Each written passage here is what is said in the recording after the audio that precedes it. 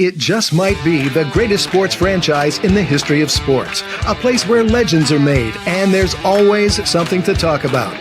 Get ready to immerse yourself in pinstripes. Start spreading the news, hosted by Paul Semendinger and EJ Fagan, a couple of doctors with a prescription for Yankee fever.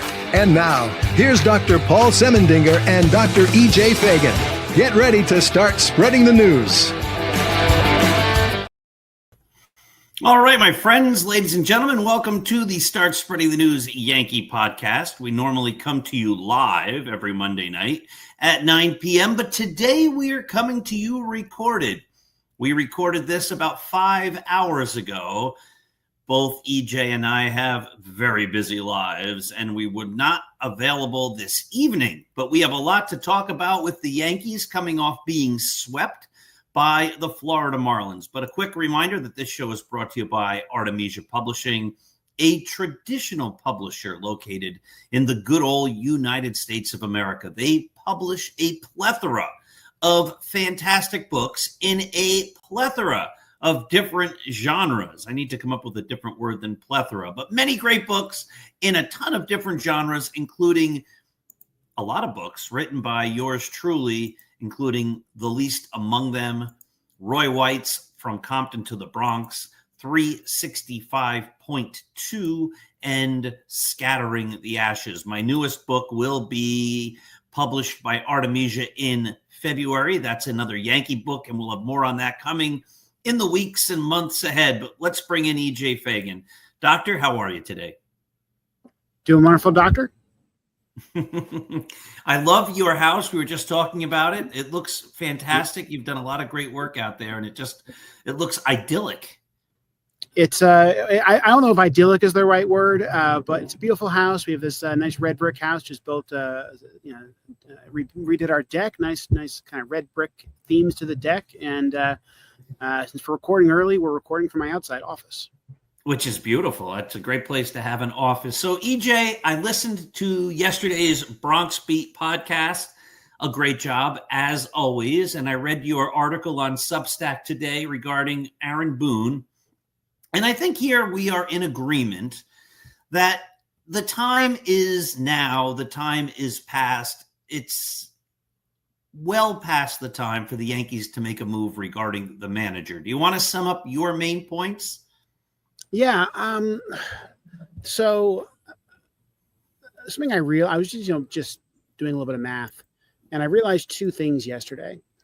The first was the Yankees are on pace for an 86 win season, which is not good. Roughly where the Kansas City Royals were last year. They're half game up right now in the playoffs. They're playing the Rangers right now, who they're competing against. It's conceivable that in a couple of days the Yankees are out of the playoffs. And in 2023, the depths of the modern Yankees, the worst team that I've seen, since I was a young child, since I remember, they won 82 games. Now it's a miracle that team won 82 games, frankly, but they won 82 games, which is 4 games worse than they're on pace for right now. And the only difference, if you take current Aaron Judge having the season he's having, and you substitute out the Aaron Judge of that year, who was pretty good but was injured, and we all know what happened that season when he ran into the wall. You have an 82-win team. This team is doing just as well as that awful 2023 team, and that 2023 team was just full of just non-major league players, guys who should not have been playing at all. I mean, this is a team that had Willie Calhoun batting cleanup. This is a team that had Anthony Volpe batting leadoff. It was a team that had Anthony Rizzo post-concussion. Playing for months. The list for months. I mean, you go down the list, and it was an awful set of baseball players. And the fact that the only difference between that team and the team we're watching today, which is way more talented, which has veteran, major league stars in their prime, has Aaron Judge having maybe the best season of all time. You just go down the list. It's insane. It's pathetic. It's a sign of failing. It's a sign of a team playing well below the sum of its parts. The manager's job is to make a team play better than the sum of its parts. I think about Joe Girardi in the last couple of years of the Girardi administration. Those were some bad teams. 2015, 2016 Yankees. Those were not fun teams to watch. 2014, even 2013. But but they were better than this team. The team that has just, again, a lot more talent on the roster. And I think that's because Joe Girardi, allowed that team to play a little bit better than the players on the roster than it should have, with a normal manager. And I think that when you look at, when you think about some the 2023 team, a lot of that's Brian Cashman's fault, right? Built a bad roster, built a roster that couldn't take a few injuries, that was incomplete to start, and it was even worse after a couple of guys get hurt. That's not the case of this roster. Even before the trade deadline, and we'll talk about the trade deadline, but even before the trade deadline, I think this was the best group of players the Yankees have put together in a while. And the reality is that other than Aaron Judge, maybe Jazz Chisholm, maybe Ben Rice, this is a team playing, at or below the level that you would expect. And I think that when it's one player, when it's a little bit of bad luck, you blame the player or the man or bad luck, you blame nature. But when it's a consistent team-wide problem, I think the only person you can blame is Aaron Boone. I agree entirely. I just ran an article on Start Spreading the News. Anyone can go there, startspreadingthenews.blog. You look in the first column, it'll be there, or on the next column, because it ran at 2:00 on Monday. It's an article I wrote in 2021 that said it's time for Aaron Boone to go. So you and I disagree a little bit on that at the beginning it was Brian Cashman's fault. I don't really disagree with that, but I think Boone's been a problem for maybe longer than you do. But the criticisms that I wrote back in 2021, the team wasn't sound fundamentally. The players didn't hustle. They didn't seem to have focus. The manager was continually getting outmanaged. They went into a series. They started off hot, and then they just continued to lose. They went into a series against the Red Sox and played lackluster baseball. They didn't seem interested at all in giving their best. And I said, all these are a reflection of the manager, and nothing has changed in the manager's seat in all these years. And the Yankees don't win World Series. They haven't won a World Series. They made it last year. And then Aaron Boone was outclassed in every way by the Los Angeles Dodgers, who then mocked the Yankees because they said the word around baseball is if you just play hard baseball and good baseball, you're going to win, because this team is terrible when it comes to that. Why do you think Aaron Boone still has the job as manager of the Yankees when it seems to be a consensus across everywhere that he's just not up to the position? I don't know. I've been thinking about this a lot. And I think part of it is, I think Hal Steinbrenner is kind of compensating for his father's failures. He's going the exact opposite of his father. George Steinbrenner would fire managers too quickly. He was too hot-headed. He was too unwilling. He was too willing to make changes that weren't necessarily a good change. And I think Hal Steinbrenner's done the exact opposite. He's been prioritizing stability. I also think that one thing that I think is very clear is that Aaron Boone is popular with the players.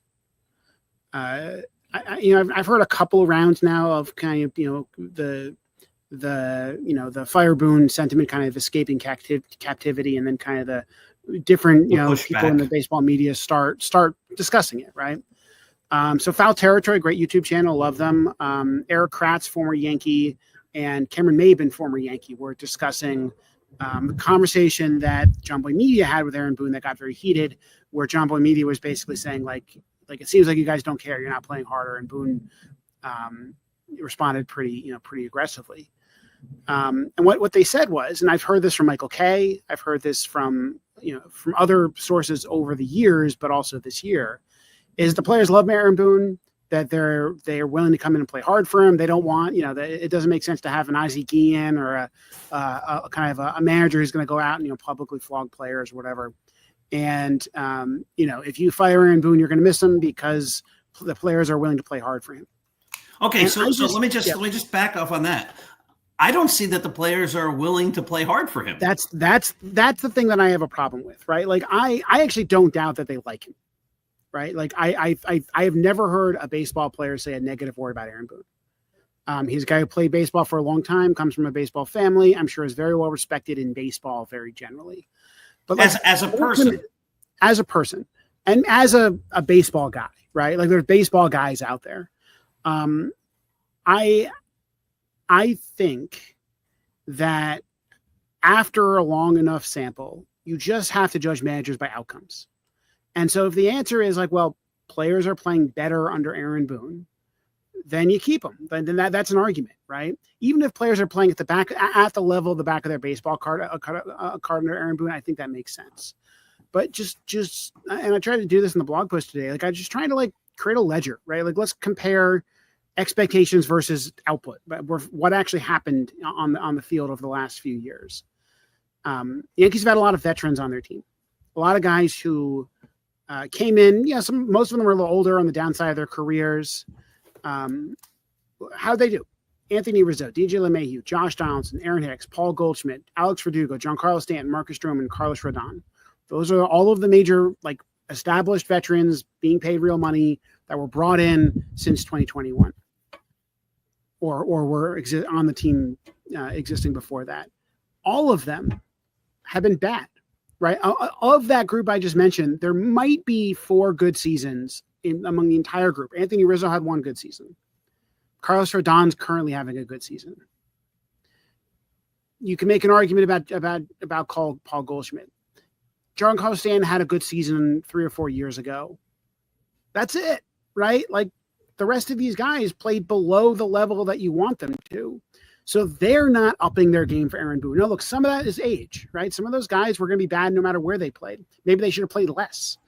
But there's no evidence that any of those guys had their careers turned around. Okay, so let's look at the young guys. So Aaron Boone has been given a lot of talented young players. They've come up to the major leagues, and they are, let's see how they're doing, right? Well, look, they're prospects. You don't expect every prospect to succeed, but you expect some to succeed. Anthony Volpe, Austin Wells, Jason Dominguez, Oswald Peraza, Everson Cabrera, JC Escara. I mean, go down the list. The only guy that I think you can say is playing above the expectations, or at least doing well, considering what we have right there, is Ben Rice, right? Dominguez, Volpe, Wells, they all are barely major league players. They're definitely major league players. Last year, I'd even say like Volpe and Wells were pretty good major league players, but they're just barely holding on, right? They're not, threatening to make an all-star team or anything like that. Like, they are, if they're lucky, 2 WAR players. 2 WAR is roughly average. And this year, I think Wells and Volpe are both going to come in below that, and Dominguez could come in well below that. Peraza didn't end up being anything. Again, some of these guys you'd expect not to be very good. Maybe Luis Gil wins the Rookie of the Year last year. Maybe you give him credit for that. Fine. Then you look at, okay, who's playing well? Juan Soto had a good year with the Yankees. Jazz Chisholm's currently having a pretty good year with the Yankees. Cody Bellinger's playing right about where he played in 2023. Ben Rice. It's really Aaron Judge and Garrett Cole. Like, those are the 2 guys who have really exceeded expectations. Maybe Max Fried exceeded expectations under Aaron Boone. How much credit do you give him? I don't give him a lot, right? I think everything we know about the Aaron Judge story suggests that this is Judge being a unique person and able to kind of do it himself. Garrett Cole was an ace when he got him. He actually was kind of underperforming a little bit for a few years before he kind of put it all together in 2023, and then he got injured. Injury is probably not Aaron Boone's fault. Pitchers get injured. Relief pitchers, like Clay Holmes or Aroldis Chapman, they were up and down closers for a long time. Luke Weaver became a pretty good closer. Devin Williams is having a bad year. You just keep looking around the list, and there's just not a lot of success. And so there's just no reason to believe that whatever Aaron Boone is doing to make players happy is showing up on the field. Yeah, it doesn't translate. Now, one of the guys, I think it was John, who you had on the Bronx Beat podcast, referenced the game when Jazz Chisholm was mic'd up. It was a national game. Mm-hmm. By the way, I think you and I agree that I hate that. Do you enjoy that when the players are mic'd up? I enjoy it, but I get the problem. Okay. I'd love to mic a guy up in the dugout. I think that'd be fine. I don't want to talk to him in the field while he's playing. While he's playing. That seems distracting, and it didn't end well with Jazz, right? And Jazz isn't the first player for that to happen to. Correct. And Jazz made a comment. This was, I think it was John on your Bronx Beat podcast, who said, Jazz Chisholm said, they said, what do you think about playing for Boone? And he said, well, Aaron Boone's my best friend. And you don't want the players to think that the manager's their best friend. You can respect the manager. You can play hard for the manager. You can think the manager is a good human being and a nice guy, but I don't think it's effective. It's normal for the manager to be the best friend of the player. Am I wrong on that? To his credit, Jazz Chisholm is the biggest success story you can point to, right? Guy who came from the Marlins, a very dysfunctional place when he was there, and is having a career year right now, right? So and his numbers would be even better if he had been playing second base the whole time. And by the way, a guy that I think there were some question marks about when we traded for him about whether or not he'd be, a good teammate player, whatever. It turns out he's great. And so I don't want to pick on the Jazz Chisholm example too much. But my impression, and this is not a very well-informed impression because none of us really know outside of what we see in the media, which is fake, right? My impression is that he's an easy grader, right? We all know professors who, or teachers who are easy graders, right? Who people like because you go into the class, you get an A. You don't have to work very hard for it. Most easy graders are not good teachers. There are some who are, by the way. One of my favorite teachers of all time was an easy grader, and I learned a lot from him. But most of them aren't. Most of them are, their classes fill. And I'm at a university, and it really doesn't matter if your class is filled, right? Their classes fill. They are, students give them good reviews. But at the end of the day, the question is, do they learn very much? There are tough graders who may be too tough, who are not good teachers, who don't help students learn. There's a line somewhere in there. And in my opinion, kind of closer to the tough grading side, is usually the place you want to be when you're teaching. You want to be someone who helps people learn and at the end of the day, holds them accountable if they don't do their work. And that's my theory of Aaron Boone. Now, again, I can't test that theory. I don't want to, for all we know, he's too tough, right? For all we know, Anthony Volpe's making a bunch of errors because he's taking too much infield practice in the morning.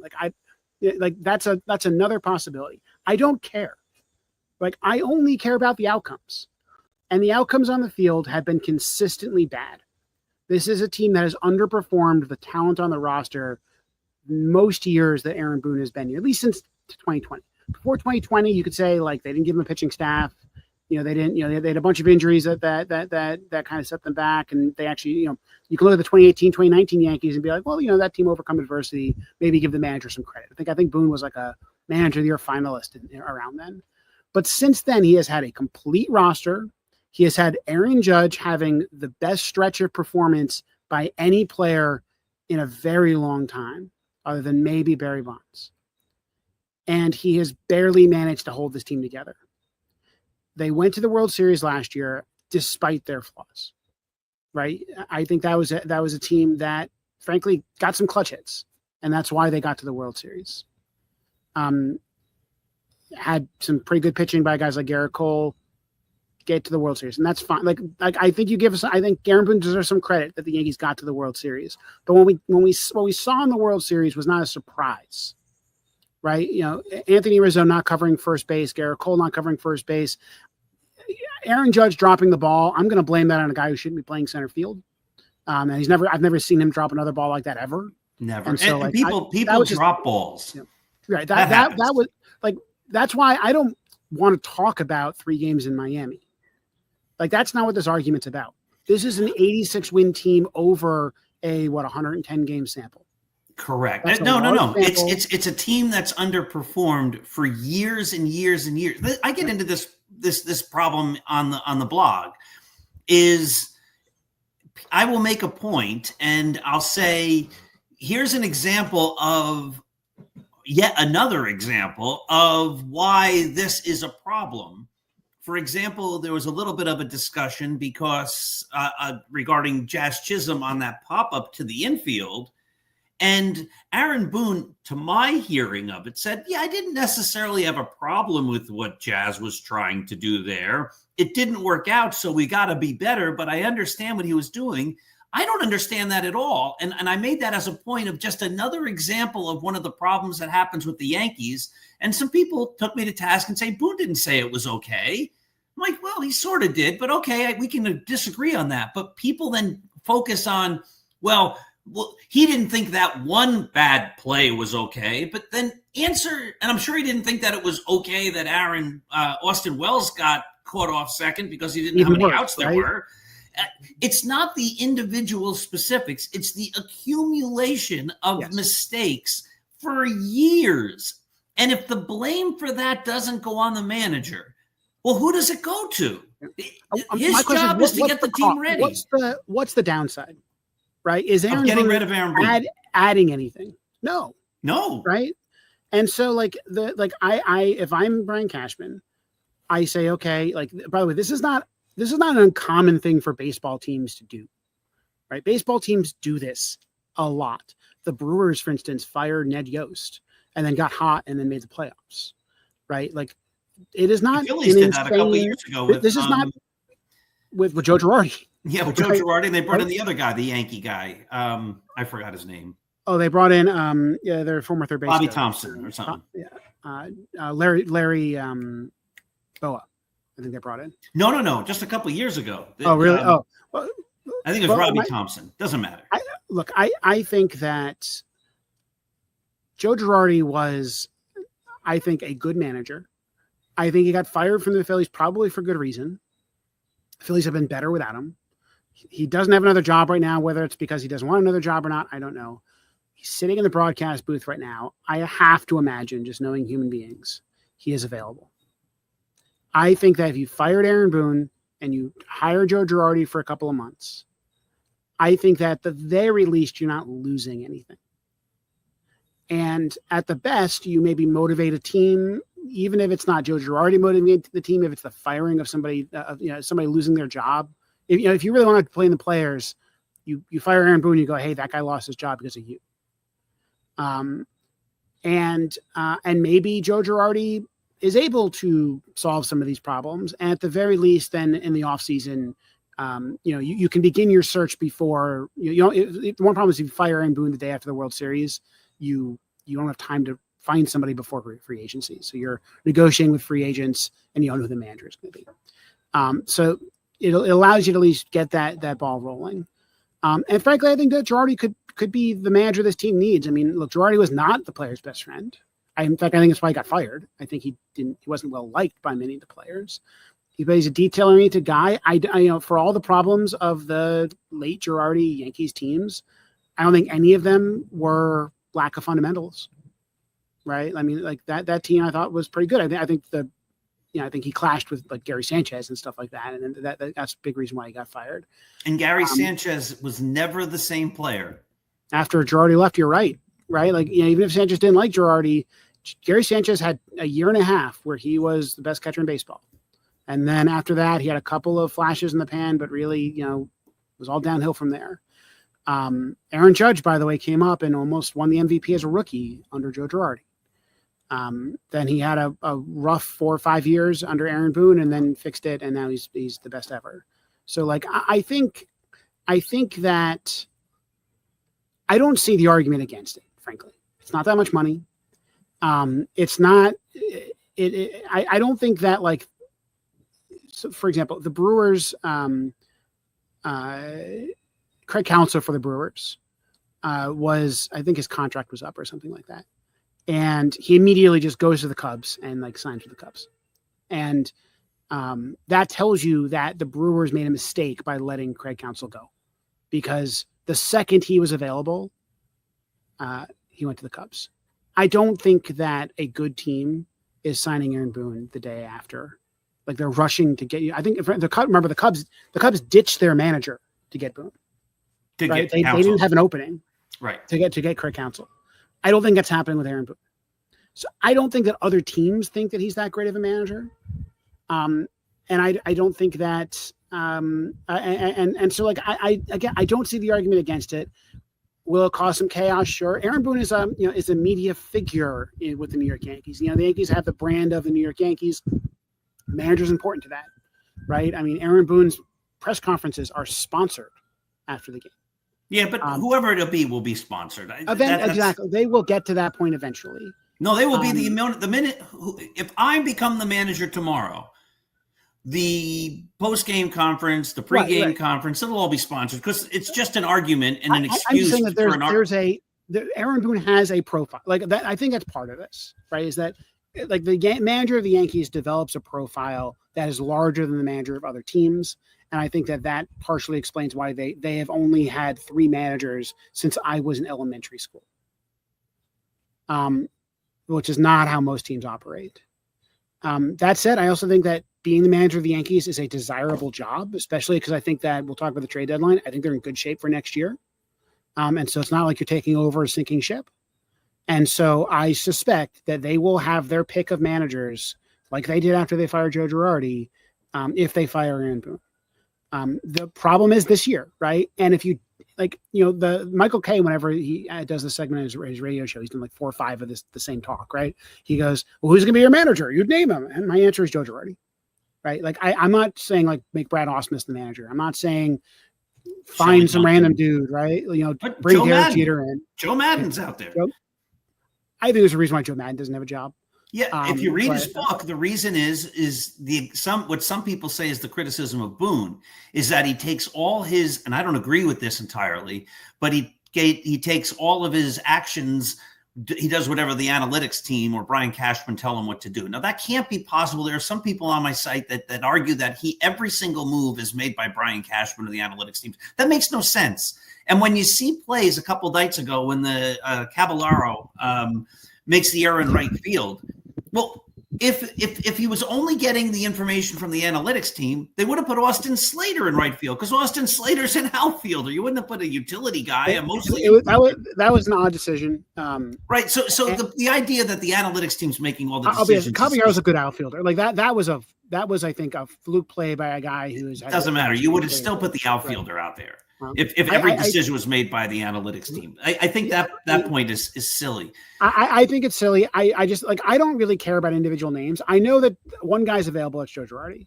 And maybe there's some other guys available that I'm not thinking of. Maybe the point with Madden was he said the management was trying to tell me what to do and I wasn't going to put up with it. I know how to run a baseball team. And if you're going to tell me what to do, I'm not going to do it. And so I'm not going to manage. That's why I left the California Angels or whatever they're called now. Yeah, and look, I think a modern manager has to deal with analytics departments. Like that's how every team, but like the bad ones operate. I just to me that's not material right now. Like that's an off-season conversation. Who's available in the off-season? What kind of manager are they? Will they be sufficiently independent? Whatever, right? Right now, the conversation is how do you salvage this season? Because I still think that the roster on the field is the best team I've seen since 2009. And the fact that they're an 86-win team is a travesty that, they are not out of time to correct. That I would agree with that. A good manager could turn the team around. I was convinced yesterday after the sweep by the Marlins that it was over. I never make predictions on the site. I actually put in the comments, I have this hunch. I don't know. Obviously, I was wrong.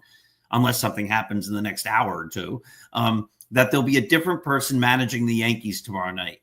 It seems like it's hit rock bottom. It can't get any worse, and yet they keep waiting for it to get worse. And I thought yesterday was all right, finally, let's cut bait and let's do something. I love your idea of having Joe Girardi come in because, like you say, it's going to be a disciplined team. It's going to be a team that the players are held accountable.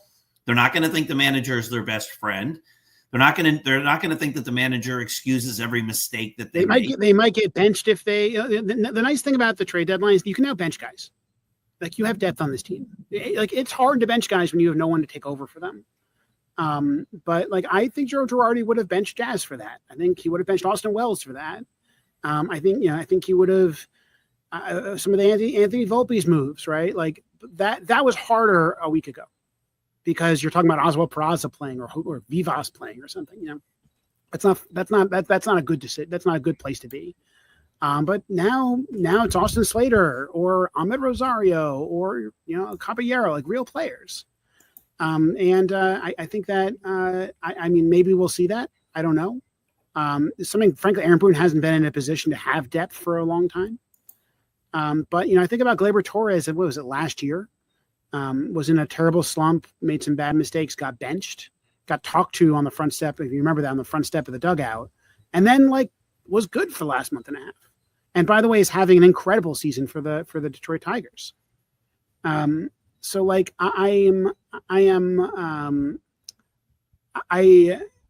wouldn't be shocked to see like some of that correction take place. But I'm with you. Like you got to act eventually, because eventually you bake in wins, and you're playing hot teams, and you're playing the Rangers right now. If you lose 2 of 3 to the Rangers, then all of a sudden you're out of the playoffs. And this is a hot team with a good pitching staff. They can ride that into the playoffs.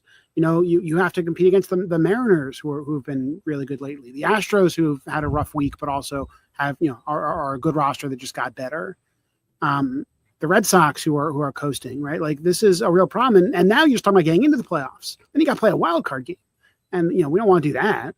So if you want to win the division, now you really have to get hot soon. So I would act sooner than later if I was Cashman. I think Cashman's biggest weakness as a GM is that he is slow to adjust. He's kind of internalized like the small sample size logic. And as a statistician, I understand when you want to internalize a small sample size logic, when it's like batted ball luck, sure. But we don't have a small sample size in Aaron Boone. And I don't think that you're going to learn more information by waiting 2 weeks. No, in fact, by 2 weeks, your team could be to the point where it's not fixable. Be out of it. Yeah, you could be out of it, and there's just too many teams to climb over to try to get into it, because those teams are also trying to win. They also made some big pickups over the trade deadline, and they would like nothing more than to not have the Yankees in the playoffs. They want to be in the playoffs themselves, so they're not going to roll over. So before we get to the trade deadline, Aaron Judge is supposed to come back tomorrow. Will he? And it seems like he will. Every indication is he will. So I was of the belief, I was worried, I was concerned.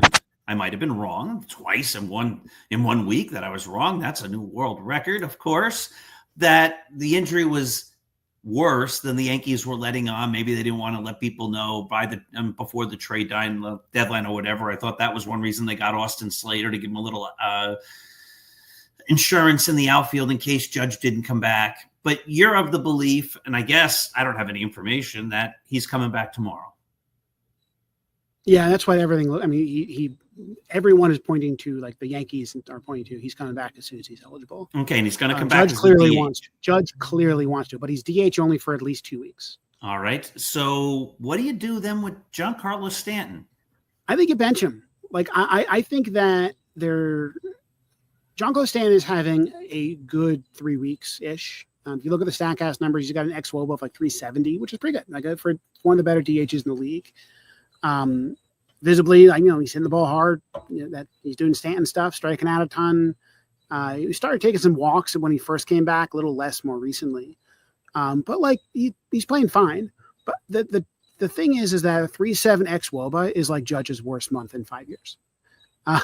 So like I think that Judge is so much better than any other hitter in the world that I don't think there's any argument basically for him not playing every single game. It's DH. He can play every game and not tire himself out. Now, Giancarlo Stanton should not be playing right field. Giancarlo Stanton has the slowest sprint speed in the major leagues. He is EJ, I'm going to stop for 1 second. Mm-hmm.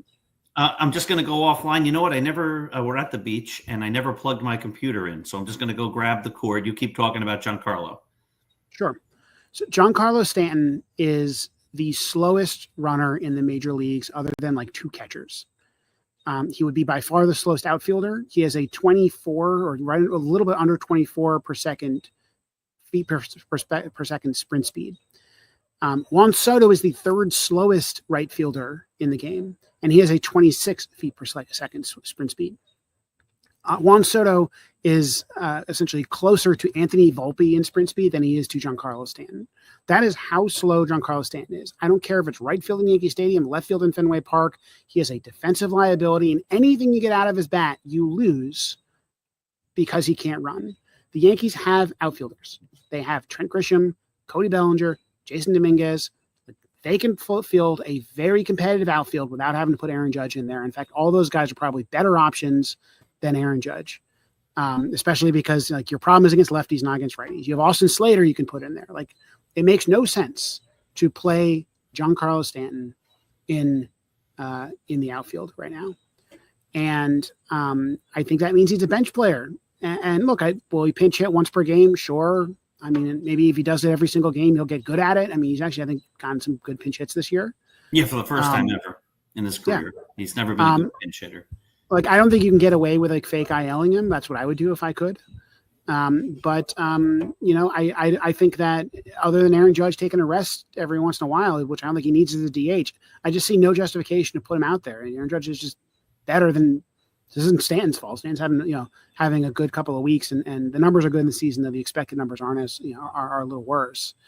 They're not Aaron Judge. Like I don't care if it's Giancarlo Stanton can put up an 850 OPS, right? Aaron Judge has been slumping with a 1.1 OPS. Like that's just not like we're talking different leagues here.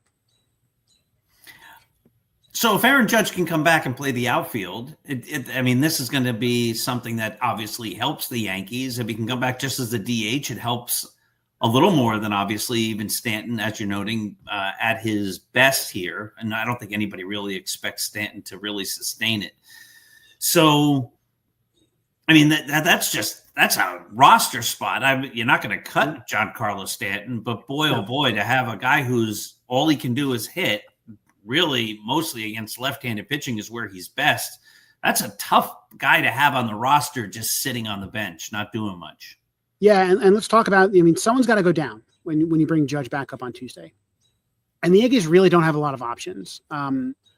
It's interesting. I mean, they knew this when they at the trade deadline.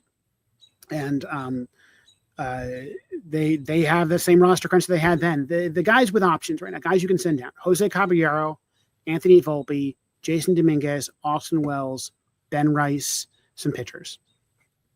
It's not going to be Ben Rice because you need two catchers. You'd have to call up JC Escarra if you sent him down, so that can't happen.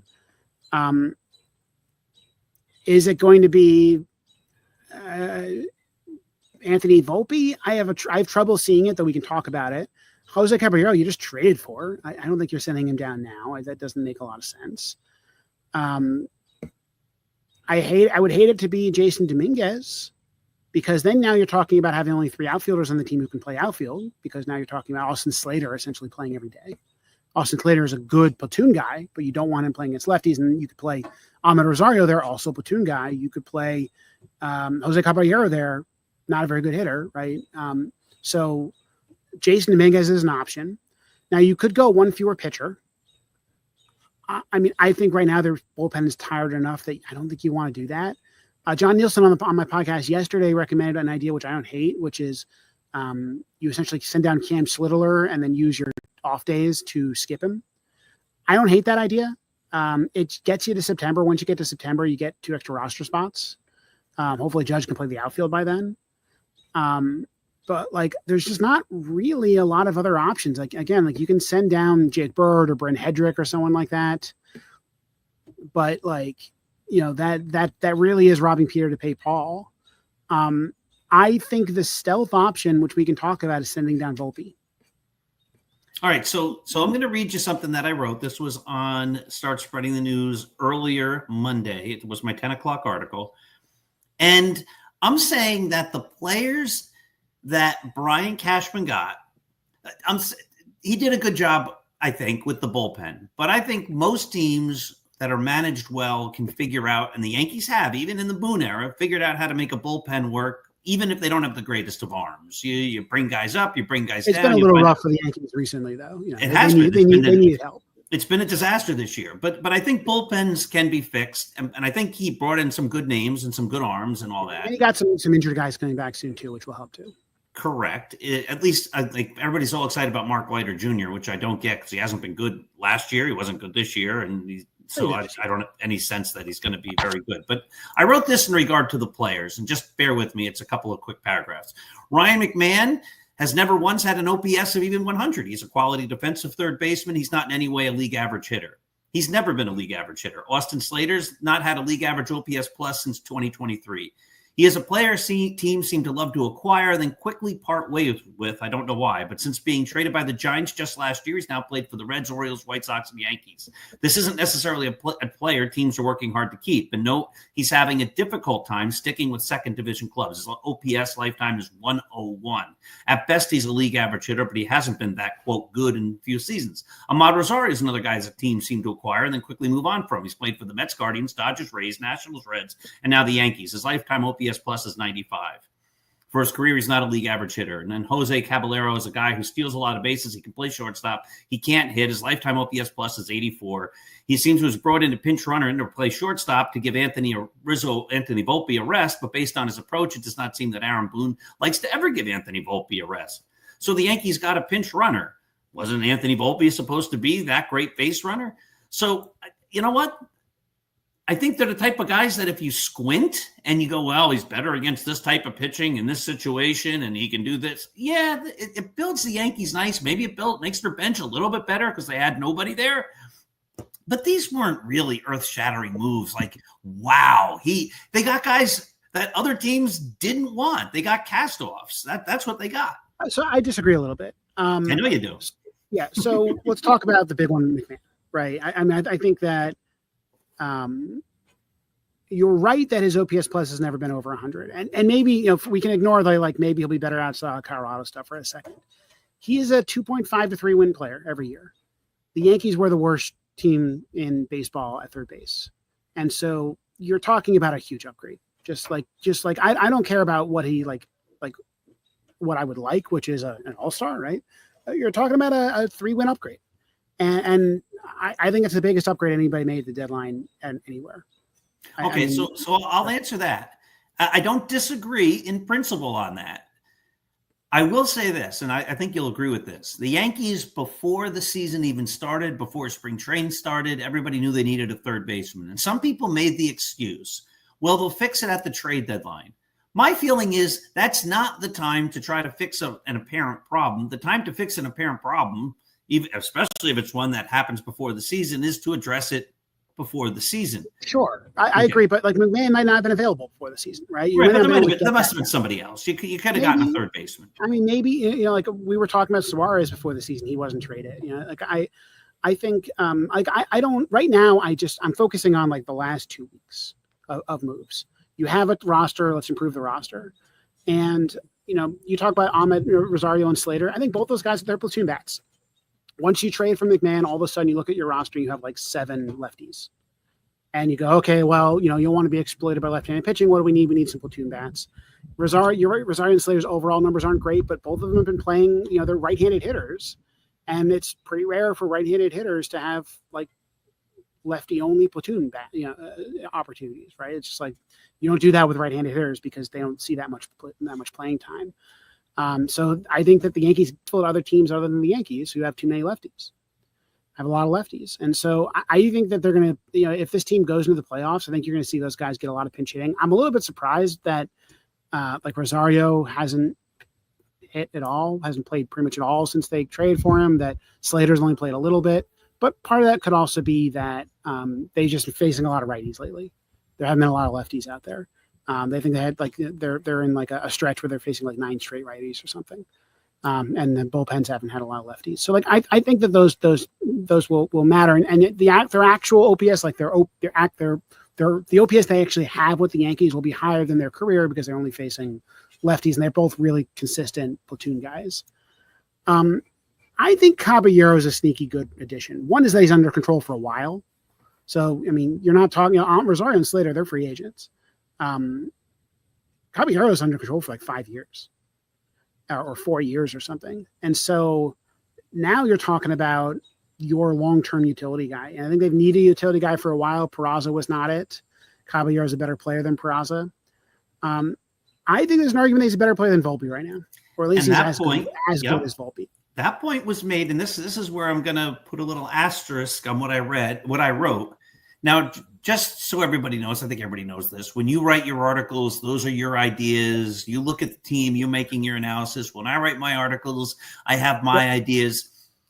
After writing that article, I listened to the Bronx Beat podcast, and I think it was you who made the point that Caballero's on base percentage is actually higher. It might have been one of your guests than Volpe's. No, my co-hosts disagreed. Actually, they were like, I think we should play Volpe. No, but I think somebody pointed out. Yeah, I think Dominic mentioned that. Yeah, that his OPP is higher. He's undoubtedly a worse hitter than Volpe, right? I mean, this is a guy who has no power, but he is one of the best base stealers in the league. I think he's leading the AL in stolen bases over the last 3 years.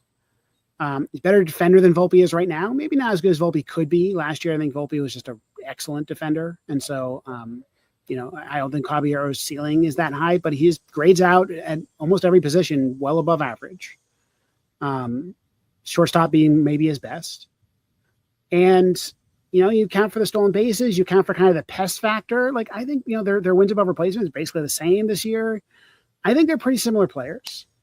And this is where I think the Yankees could win the trade deadline. Your idea, not my idea, but your idea is to send Anthony Volpe down. Yep. Give him a reset and play Caballero at shortstop. And that could also serve to spark the team, the players going like, wow, they sent Volpe down. The next Derek Jeter, they actually made a big time gutsy move. And they're putting the new guy at shortstop, the new guy that we just got, because they feel this is a better chance to win with him. And boy, if Volpe lost his job, I might lose my job. I better get my head in the game because it hasn't always been in the game, no? Yeah, look, I wouldn't send Volpe down because, I actually think he deserves to be in the minors. I'd send him down because you got to send someone down, right? Right. Well, and he has no other utility. If Caballero takes over at shortstop, there's nowhere else to play Volpe. Right. I mean, look, you're not even playing Rosario right now, right? I mean, you're there. You don't need 3 infielders on this team. In the playoffs, then Caballero, I actually think is an interesting bench player in the playoffs. I think getting Volpe right, the ceiling is way higher than Caballero, right? I think Volpe has the talent to be a better player than this. But right now he's just not playing that well. And frankly, I'm not even talking about fixing, how to fix Volpe. That's not even part of my argument here. I think that tomorrow or today, if I want to win the game, I think the best player to play shortstop is Caballero. And that's I mean, you and I have had conversations about Volpe for a while. My answer is always I just want to win the game. Right. That's the way I would, if I were manager, I would approach this. Or Cashman, what is the best lineup right now to win the game today? And for most of this time, the answer has been Volpe because the alternatives have been awful. I don't think you should have benched Volpe for Peraza because Peraza was hitting so awfully. It's not like Peraza deserved playing time. He was bad. And, when Gleyber Torres was benched, Gleyber Torres was playing awfully. And so the cost of benching him is low. The cost of benching Volpe, especially over the last couple of weeks, is 9 home runs, right? Volpe has come out of the break at least hitting home runs. The overall numbers aren't great, frankly, out of the break, but the home runs are there. But again, Caballero is roughly the same. Very similar players in terms of wins above replacement. I think they're both 1.2 or something wins above replacement. One's better in Fangraphs, one's better in Baseball Reference. So the question is why not? What are you gaining? Especially if you think about kind of the psychological harm to Volpe, whatever, right? Volpe, you could tell him you're coming back up on September 1st, right? We could expanded rosters. That's 28 games. We're going to give you a month in the minors to get yourself right. Here's what you need to work on. See you in 3 weeks, right? That is, I think, a very reasonable thing to tell a major league player. Then you give Caballero an audition. And if Caballero is great, if he is the pest that has annoyed the Yankees since he came up with Tampa, that he's one of those guys that everybody loves to hate. By the way, seems like a really good dude just from his interviews. It's interesting how those pests are always actually the nicest guys off the field. Then you just play him in the playoffs and he's your guy and Volpe's a backup. You also have Ahmed Rosario as a backup infielder. So Volpe then becomes, a situational hitter, right. He still hits lefties, right. So you could be a righty off the bench, pinch runner, defensive replacement. It's not like you have an outfielder you want to play over and you don't. In the playoffs, you can carry a 5-man bench. And so I think it just makes sense. Look, you sent down JC Escarra because you had a roster crunch, not because he was playing badly. JC Escarra is a major league catcher. But you had 2 better ones. like that's just how players act. And look, if Volpe had a season like last year where he was an all-star, last year he was good, but he was good for defense and he hadn't hit. I would be like, I don't feel good about this, right? Like I think you're talking about, potentially missing a really good month out of Volpe because you're sending him down to the minors, but he isn't, right? Like Volpe, I think we need to like come to the reality that he is an average major league player when he's at his best. That is still a player that should be on your roster. It's great that you're not paying him very much money. If you have, the Yankees have had lots of years where they just badly needed like 3 average guys in their team, and that's okay. But like, if that's the player you're thinking of, then sending him down is not that big of a deal. It happens to relief pitchers all the time. Happens to starters all the time. I think, again, Schlittler might end up getting sit down in this situation too, not because he doesn't deserve to be on the team, but because you have a roster crunch. And then maybe you trade him in the offseason. That's another option. If you really like Caballero, you can think about trading Volpe. Like this is Volpe has been hyped because he was their number 1 prospect. He was a very well-regarded prospect. He's a New Jersey kid. Like he was the first of the new generation of really good young players. But at the end of the day, like you just look at the numbers and you're like, he's fine. Yeah, but I think if Caballero plays shortstop and does a good job, then you say that Cashman did a great job. But right now, I understand the point. The Yankees improved on the periphery. They didn't give up much. Like I don't know. Like I mean, who else would you prefer they go get? Like who was Trey Mason Miller? But frankly, the Yankees don't even have the pieces to match what the. I mean, the Padres made a bad trade for Mason Miller, just straight up terrible trade.